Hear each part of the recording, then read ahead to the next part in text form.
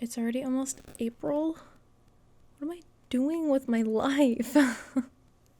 Hi, it's Monday. Happy Monday. That means it's time for another Mad History Monday. If you don't know what that means, every other Monday I sit down and talk about something interesting that happened in history, or somebody that I think is weird, or a crazy story, and so on and so forth. It's a time for us to learn something new or reflect on some of the weirdest topics in history. If that's something that you find interesting, I highly suggest that you subscribe because I do post one of these videos every other Monday. I'm wearing my fuzzy black sweater today. This is weird. This week I was thinking about what to do for Mad History Monday, and then I realized that April Fool's Day is this week. And then I got to thinking and I was like, why the heck is there even an April Fool's Day? You know what I mean? Like, why on earth do we have a day set aside every year for people to just like play pranks on each other? How did that start? Well, here is what I found. So, there's really no information out there of the exact origins of April Fool's Day. That's it. That's the end of this video. There are some ideas, though, that historians have come up with. What we do know, though, is that this unofficial holiday has been celebrated for centuries. The main origin story that April Fool's Day has sprouted from dates all the way back to 1582. This was the year that France made the switch from the Julian calendar to the Gregorian calendar. So what this meant for France, basically, was the calendar that everybody knew was switched over, and it was probably pretty weird and hard to get used to the fact that there were days, the days were changed. Here's an example. This didn't happen until later in the 18th century, but George Washington was born on February 11th, 1731. But then, when Britain and his colonies switched over to the Gregorian calendar in 1752, his birthday was then switched to February 22nd, 1732. So because of the calendar change, his birthday was moved by 1 year and 11 days. Crazy, right? See what I mean?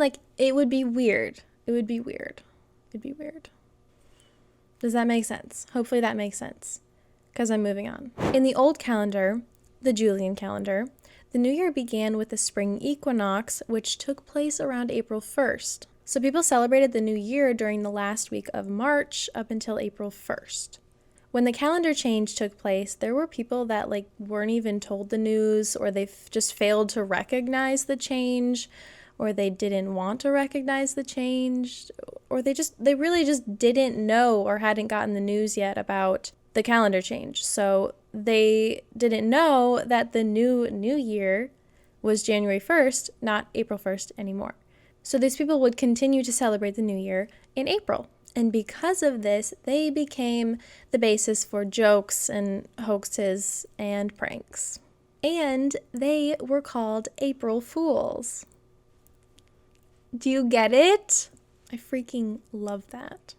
Anyway, so there were a lot of pranks pulled on these people, and some of them were so weird. Sometimes a person would have a paper fish placed on their back, and they were referred to as Poisson d'Avril. Did not say that right. Don't know how to say that. Oh well. It means April fish, which is said to symbolize a young, gullible, easily caught fish, which in this case means a gullible person. There's also some other theories out there as to why April Fool's Day came about. April Fool's is linked to some Roman festivals such as Hilaria, celebrated by the cult of Cybele, a cult. Not surprising. There's just a lot of mockery and disguises and whatnot during this celebration. Another linkage could be from the vernal equinox, which is the first day of spring in the northern hemisphere. They say that Mother Nature would fool people with all of the changes and unpredictable weather. There's also a bunch more theories, so I just gave you a few of them. But there's not really like an exact pinpoint that we can place on the start of April Fool's Day. But these theories sound pretty accurate. It's a mystery. But it eventually spread out through different populations, like things do. And in the 18th century, it spread into Britain, and so on and so forth. Nowadays, with all the social media that we have, we see pranks on the daily, ranging from those awful positive pregnancy test pranks to having people like think that they're about to jump off of an airplane.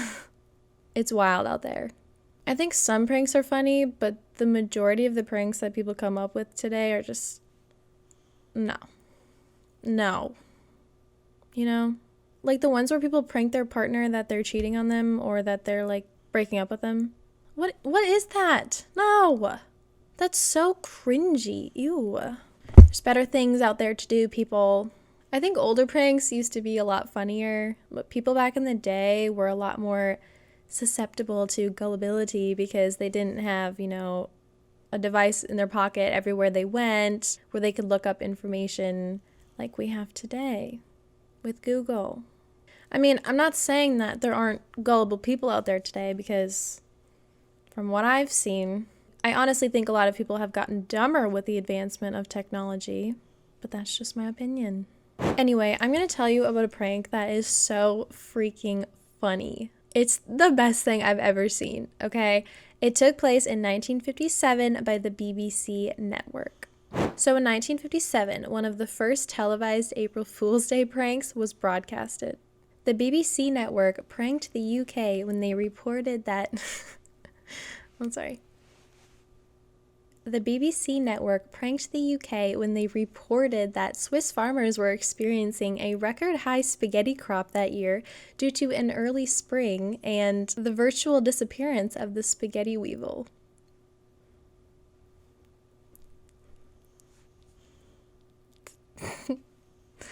Doesn't that just make you smile? Oh gosh, I need a nap. Actual footage of spaghetti being harvested from trees was broadcasted. They even gave a short history of how spaghetti harvesters in Switzerland were different from the ones in Italy. Oh my god, I can't. It's so funny. I'm gonna cry. I'll leave the link for the full video so that you can watch it because it's the best, I promise. You just don't see things like that nowadays. I mean, you do, but like on a lesser funny scale. Like it's just funny.